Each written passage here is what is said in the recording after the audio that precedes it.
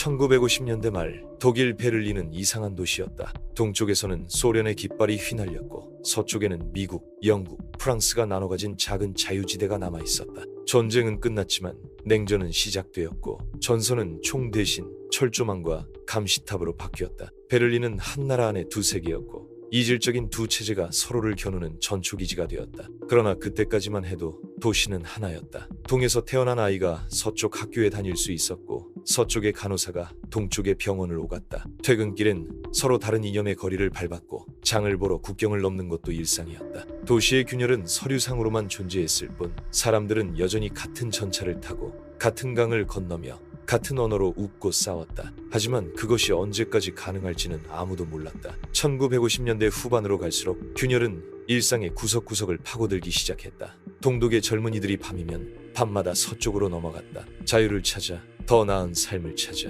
무엇보다 억압되지 않은 생각을 품고 살기 위해 단 하루에 수백 명이 짐을 꾸려 동쪽을 빠져나갔다. 누구는 친척을 방문한다며 나갔고 누구는 산책 삼아 나섰다가 다시 돌아오지 않았다. 1949년부터 1961년까지 약 270만 명이 동독을 떠나 서독으로 향했다. 이 숫자는 단순한 이탈이 아니었다. 체제의 실패가 수치로 드러나는 순간이었고 동독 정권에겐 생존을 위협하는 비상이었다. 그리고 마침내 그것은 터졌다. 1961년 8월 13일 새벽 동독 정부는 전격적인 조치를 단행했다. 시민들이 잠든 사이 군인들과 경찰이 조용히 도시를 가로질렀다. 트럭에서 내려진 콘크리트 블록과 철조망이 빠르게 배치되었고 장벽이 세워졌다. 단 몇 시간 만에 도시의 동과 서는 갈라졌고 수천 명의 삶은 한순간에 두 동강이 났다. 누군가는 퇴근 후 집에 돌아갈 수 없었고 누군가는 아침에 눈을 떴을 때 부모와 자식이 서로 다른 세상에 있었음을 깨달았다. 아무도 제대로 된 설명을 듣지 못했다. 동독 정부는 반파시스트 방어선이라고 불렀지만 누구도 그 말을 믿지 않았다. 이 장벽은 외부의 위협을 막기 위한 것이 아니라 내부로부터의 도피를 막기 위한 벽이었다. 총을 들고 서 있는 건 동독 병사들이었고 총구가 향한 곳은 서쪽이 아닌 동쪽이었다. 자유로 향하려는 이들을 막기 위해 총구는 안으로 향했다. 그날 이후 베를린은 진짜 두 개의 도시가 되었다. 서베를린은 자유의 섬처럼 고립되었고 동베를린은 감시와 통제 속에서 숨죽여 살아야 했다. 장벽은 높지 않았다. 초기에 세워진 것은 불안정한 콘크리트 벽과 철조망에 불과했다. 하지만 그 벽 하나가 만들어낸 간극은 상상 이상이었다. 거리 하나 건너 가족이 있었지만 그 벽은 혈연도, 우정도, 사랑도 넘어올 수 없는 경계가 되었다. 그 와중에도 사람들은 시도했다. 땅굴을 파고 기차를 개조하고 열기구를 띄우며 심지어는 건물 창문에서 뛰어내려 서쪽으로 향하려 했다. 성공하는 사람도 있었지만 더 많은 이들이 그 자리에서 총에 맞아 쓰러졌다. 장벽 주변은 조용했지만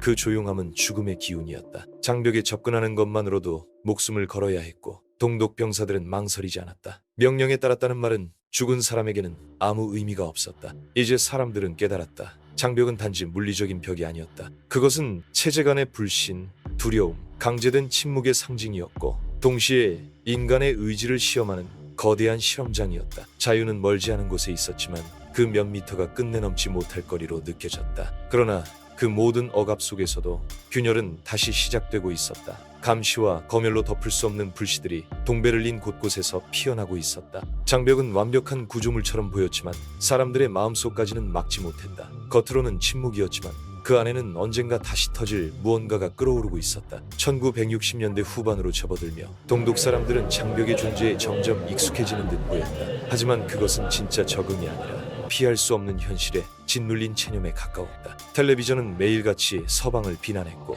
라디오는 당의 성과를 찬양했지만 창문 너머 들려오는 서베를린 라디오의 목소리는 훨씬 생생하고 진실하게 들렸다. 거리에서는 항상 누군가가 지켜보고 있었고 이웃끼리도 서로 조심스레 말을 아꼈다. 공포는 감시 카메라보다 더 조용하게 그러나 더 깊이 사람들의 마음을 움켜쥐고 있었다. 그런데 바로 그 공포 속에서 처음으로 작지만 분명한 파열음이 생겨나기 시작했다. 1970년대 초 동베를린 곳곳에서는 몰래 필사된 금서가 은밀히 돌기 시작했고 비밀리에 모인 독서 모임이 생겨났다. 교회는 단지 기도하는 공간을 넘어 자유롭게 말할 수 있는 몇 안 되는 장소가 되었다. 성당 지하, 담임 목사의 집, 혹은 버려진 공장에서 젊은이들은 모였고 노래하고 시를 낭독하며 이 체제가 영원하지 않으리라는 희망을 나눴다. 그것은 총칼도 선전도 막을 수 없는 움직임의 시작이었다. 1980년대에 접어들며 이런 움직임은 더 노골적이 되어갔다. 폴란드에서 벌어진 연대 노동조합의 물결은 철의 장막 전역에 충격을 줬고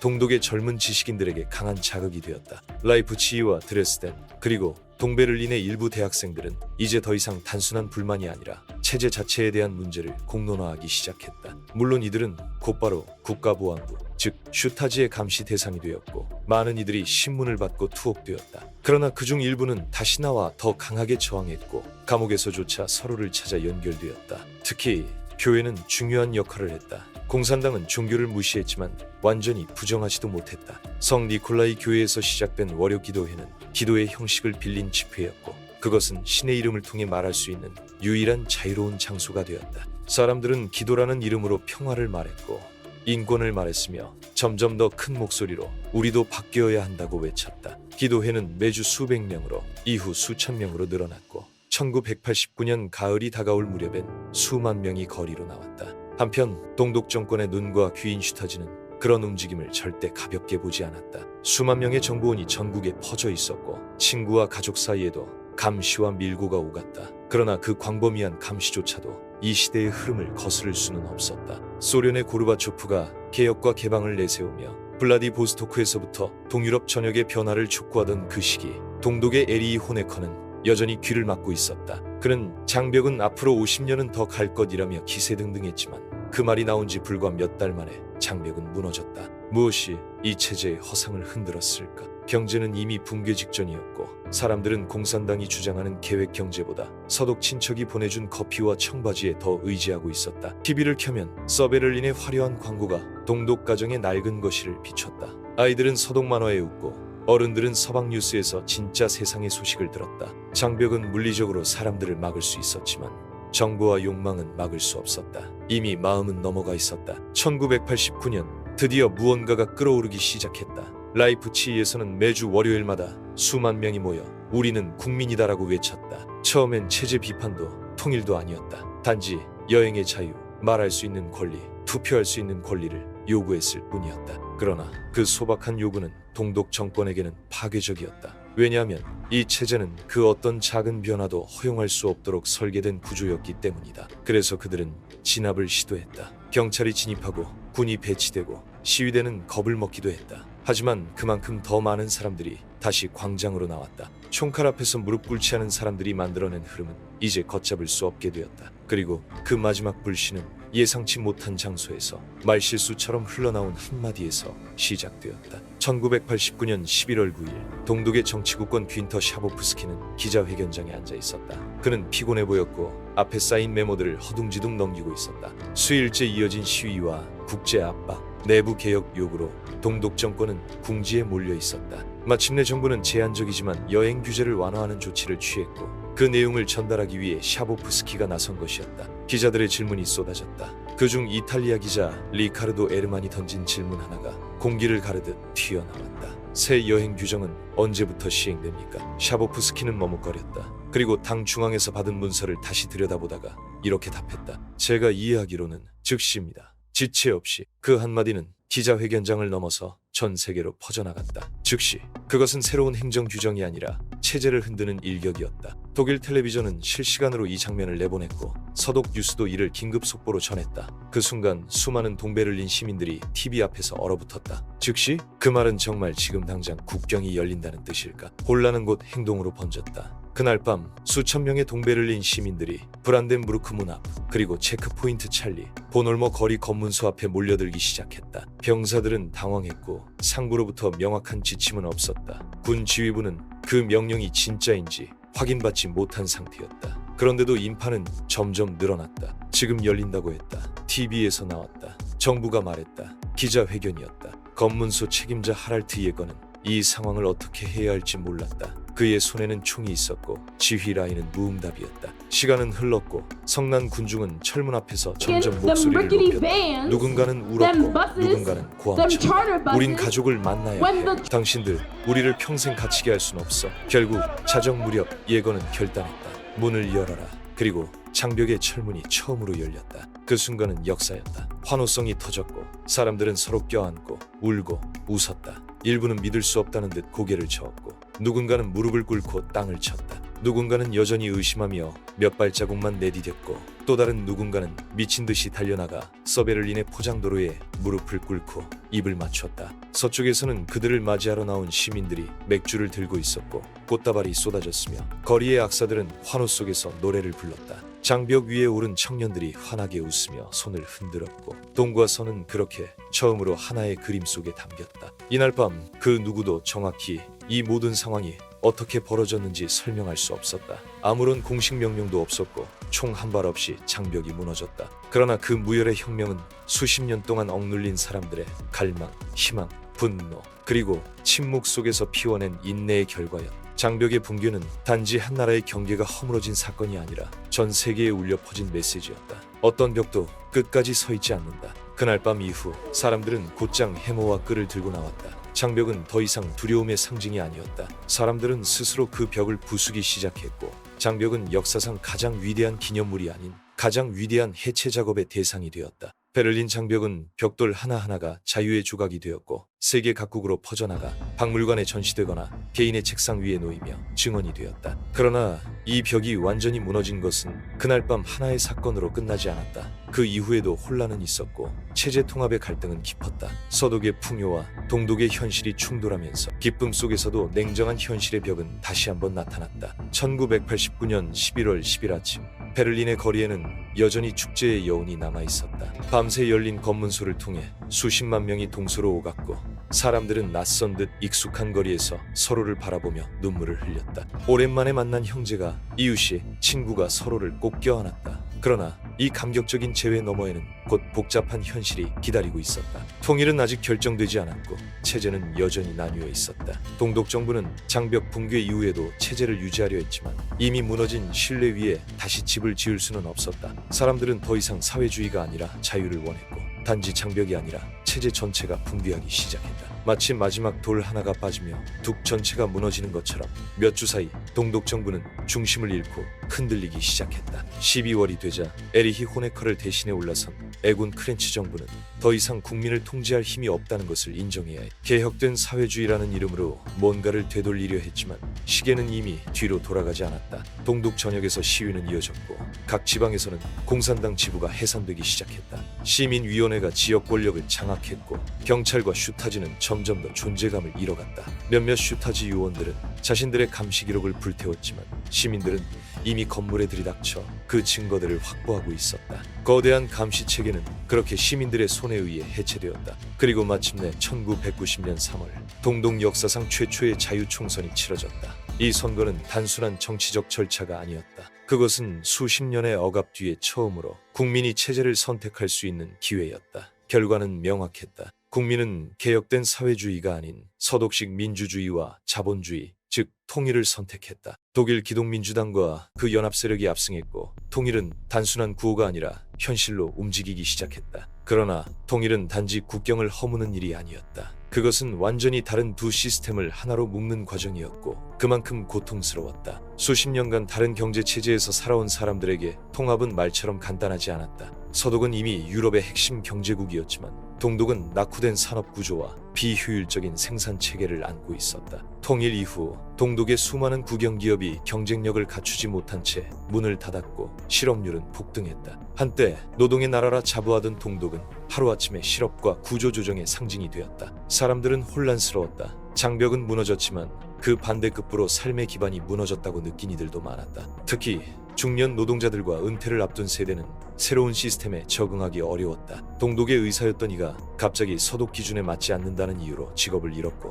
공장에서 30년을 일한 기술자가 무능력자 취급을 받는 일이 벌어졌다. 통일은 약속된 천국이 아니라 준비되지 않은 거대한 충격이었다. 동서독 시민 간의 정서적 간극도 깊었다. 서독 사람들은 우리가 도와준다는 태도를 보였고 동독 사람들은 그들을 지배자처럼 느꼈다. 문화적 충격, 언어의 뉘앙스, 사고방식의 차이가 곳곳에서 드러났다. 단순히 같은 언어를 쓴다는 이유로 한 나라가 될 수 있는 것은 아니었다. 베를린 장벽은 무너졌지만 마음의 장벽은 여전히 높았다. 그럼에도 불구하고 독일은 전진했다. 1990년 10월 3일 독일은 공식적으로 재통일되었다. 베를린은 다시 수도가 되었고 45년의 분단이 끝났다. 그날 브란덴부르크 문 앞에서 펼쳐진 굵기 개양식에는 수십만 명이 운집했다. 그리고 이 장면은 비로소 하나의 국가가 다시 만들어지는 역사적인 순간으로 기록되었다. 그러나 그 장면 뒤에는 여전히 수많은 질문이 남아 있었다. 통일은 누구를 위한 것이었을까? 통일 이후 진짜 승자는 누구였을까? 분단 시절의 고통은 어떻게 기억되어야 할까? 1990년 10월 3일 베를린은 하나의 도시가 되었다. 독일은 다시 하나의 나라가 되었다. 거리에는 기쁨의 환호가 가득했고 브란덴부르크 문에는 통일 독일의 굵기가 휘날렸다. 그러나 환호성이 가라앉은 후 통일 이후의 독일은 생각보다 조용하고 때로는 불편했다. 이제 분단은 끝났지만 그 기억은 사람들 사이에 고스란히 남아 있었다. 동독에서 자란 이들은 자신들을 오시라 불렀고 서독 출신들은 배시라 불렸다. 이는 단지 출신지를 뜻하는 말이 아니라 서로에 대한 거리감, 미묘한 멸시, 때로는 자조를 담은 말이었다. 서독의 시선에서 본 동독인은 도움받아야 할 사람이었다. 경제적 지원, 사회 통합 정책, 교육 시스템 전환 모두가 도와주는 구조였다. 그러나 동독인들은 그렇게 느끼지 않았다. 그들은 자신들의 삶과 문화를 송두리째 잃은 채 일방적으로 받아들이라는 메시지를 강요받았다고 생각했다. 동독의 역사, 동독의 상징, 동독의 언어는 점점 사라졌고 통일은 자유가 아닌 침묵을 요구하는 듯했다. 특히 그 시절의 어린이와 청년들은 어른들의 혼란 속에서 새로운 정체성을 형성해야 했다. 동독에서 태어나 사회주의 체제에서 교육받다가 갑자기 서방식 자본주의의 교과서를 펼치고 새로운 세계관을 받아들여야 했던 아이들은 두 체제의 기억이 뒤섞인 세대를 만들었다. 이들은 때로는 이도저도 아닌 존재로 독일 사회의 가장 복잡한 정체성 위에 놓였다. 시간이 흐르며 장벽을 직접 경험하지 못한 세대가 등장했다. 2000년대에 들어서면서 장벽은 현실이 아니라 역사 속 단어가 되었다. 젊은 세대는 더 이상 동과 서를 체험으로 나누지 않았고 베를린은 자유롭고 창의적인 도시로 다시 태어났다. 전 세계의 예술가들이 몰려들었고 스타트업과 기술 기업이 들어서며 장벽의 흔적 위에 새로운 문명이 꽃을 피우기 시작했다. 하지만 그 변화의 한가운데에도 여전히 기억은 남아 있었다. 베를린 도심 곳곳에는 장벽의 흔적을 따라 철로가 그어졌고 당시 총탄 자국이 남은 건물도 일부러 보존되었다.